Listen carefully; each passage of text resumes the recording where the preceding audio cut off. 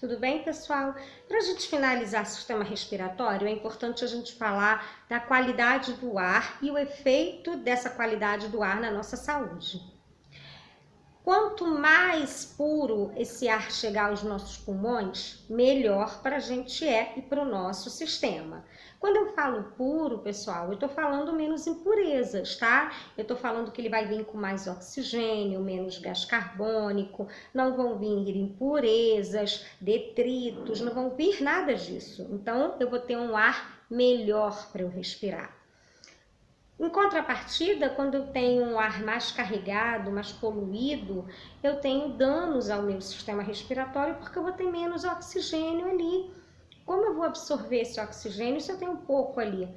Eu não vou conseguir. Fora que, dependendo do ambiente em que eu me encontre, se eu estiver num local fechado, eu vou ter mais emissão de gás carbônico do que de oxigênio, porque o ar não vai circular.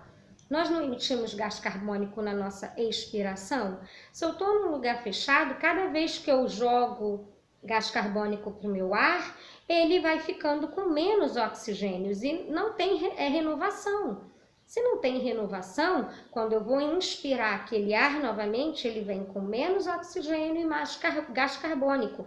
E aí o processo vai ficando cada vez maior, porque eu não tenho um ar trocando ali. Então, aquele ar está cada vez com mais gás carbônico, menos oxigênio, mais gás carbônico. Então, ele fica um ar não favorável para o nosso sistema, porque a gente busca retirar o quê do ar?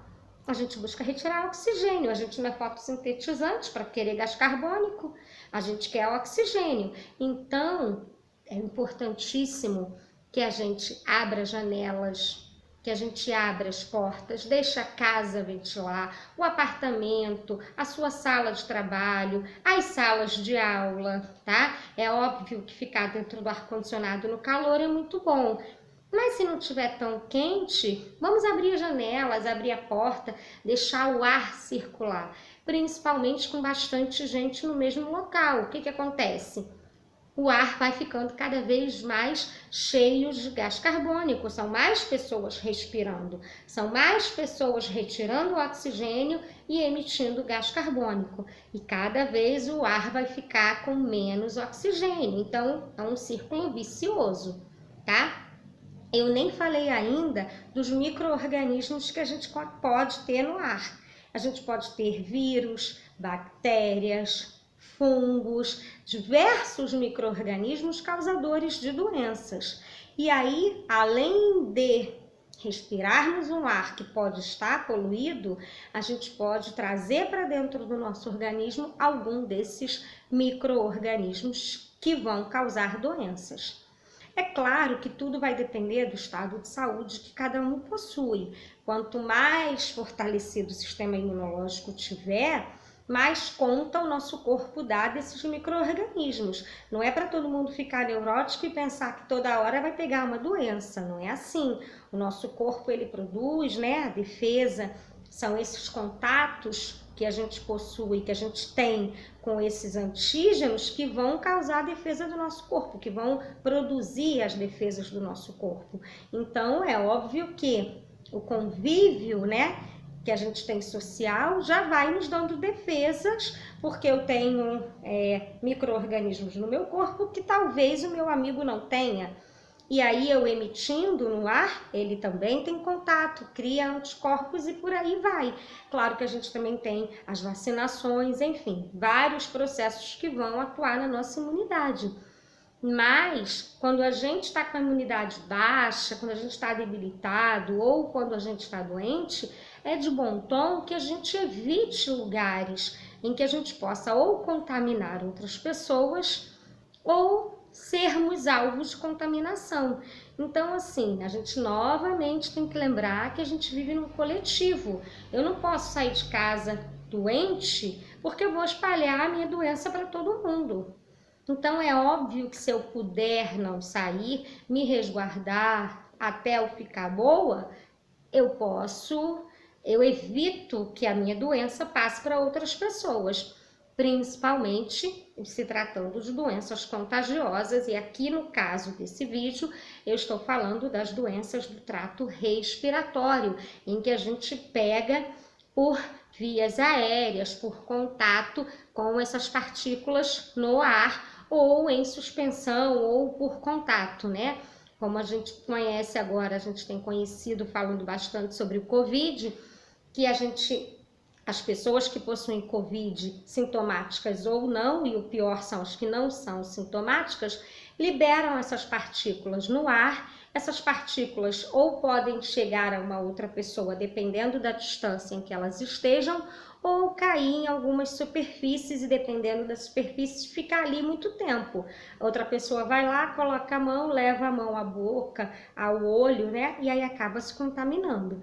Então, assim, é de bom tom, e já deveria ser antes do Covid, que se eu tô doente eu fico em casa, porque aí eu vou ficar até não ter mais a doença e não passar para ninguém. É o caso da catapora. Quando a pessoa está com catapora, ela recebe um atestado para ficar em casa para não contaminar outras pessoas. Então, por que eu não posso fazer isso com doenças também do trato respiratório que eu sei que eu vou passar?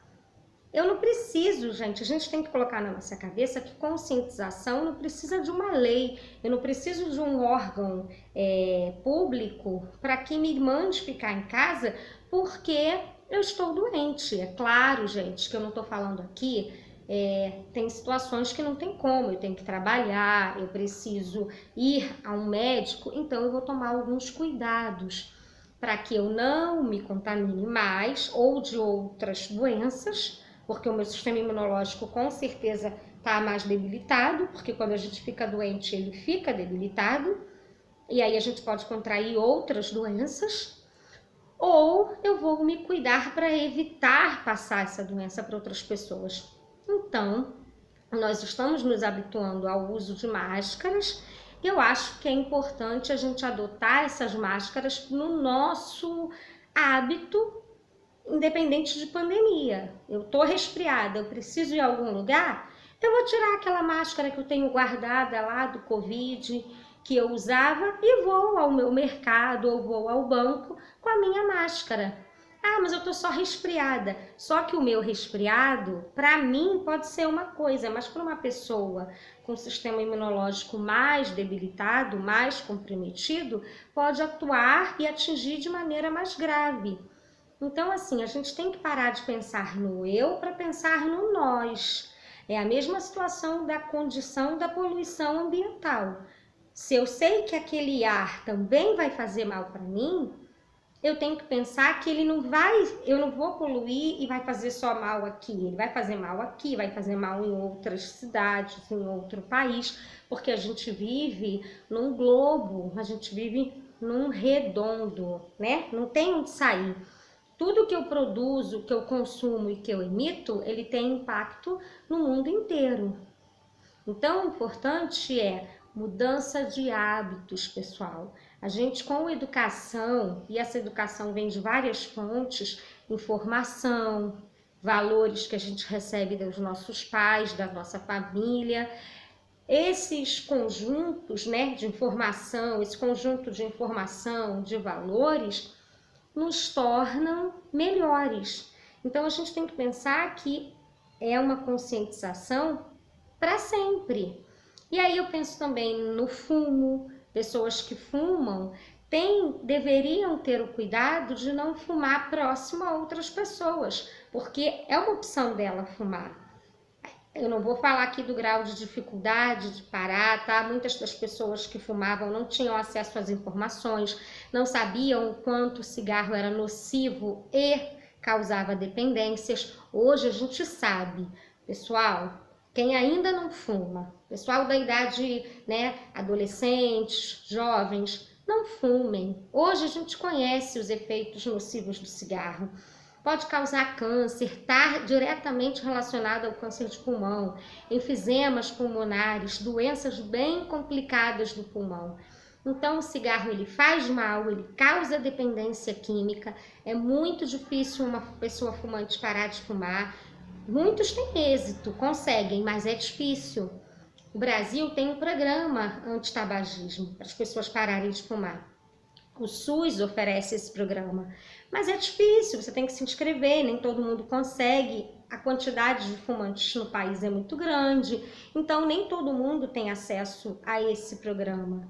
E tem gente que tem acesso e infelizmente não consegue, porque já fumam há muitos anos. Então, assim, o fumo traz também complicações para o nosso sistema respiratório.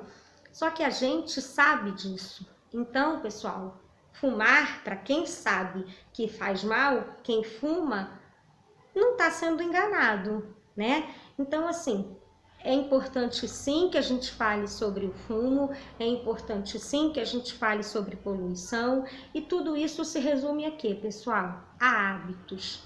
Eu tenho que ter bons hábitos para que eu tenha uma qualidade do ar que eu respiro, e também sou responsável pela qualidade do ar das pessoas que estão ao meu redor.